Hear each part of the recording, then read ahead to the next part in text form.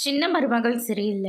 அடுத்த வாரத்துக்கான எபிசோட்ல தீபாவளிய பயங்கரமா கொண்டாடிட்டு இருக்காங்க தமிழ்ச்செல்வி வந்து. அதுக்கு அடுத்ததா பெரிய பட்டாச போய் எடுத்துட்டு வா அப்படின்ற மாரியே சொல்றாங்க. தமிழ்ச்செல்வியும் போய் எடுத்துட்டு வரலான்னு போறாங்க.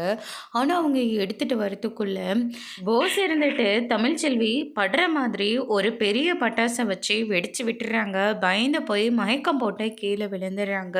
அதுக்கு அடுத்தது வந்து பார்த்தீங்கன்னா, எல்லாருமே இருந்துட்டு தமிழ்ச்செல்வின்னு சொல்லிட்டு எழுப்பிட்டு இருக்காங்க. ஆனா, அவங்க கண்ணவே முழிக்கிறதில்ல. அதுக்கு அடுத்து தான் வந்து பார்த்தீங்கன்னா, சேதுபதிய வந்து கூப்பிடுறாங்க. சேதுபதியும் மேலேருந்து ஒரு கருப்பு துணிய போத்திக்கிட்டு வந்து, தமிழ்ச்செல்வி அப்படின்னு சொல்லிட்டு தமிழ்ச்செல்விய தூரமா கொண்டு வந்துடுறாங்க. அதுக்கு அடுத்து தான் ராஜாங்கம் எல்லாருமே பதறி அடிச்சுட்டு வராங்க. "என்னப்பா ஆச்சு?" அப்படின்னு சொல்லிட்டு கேட்கவும், போஸ் பண்ண வேலையால நம்ம தமிழ்ச்செல்வி வந்து இப்ப இந்த நிலைமையில இருக்காங்க. தமிழ்ச்செல்வி இந்த நிலைமைக்கு ஆளானதுக்கு காரணம் போஸ் தான். சேதுபதிக்கு தெரிஞ்சதுன்னா, சேதுபதி அடுத்து என்னெல்லாம் செய்ய போறாருன்றத வெயிட் பண்ணி பார்க்கலாம். Thank you.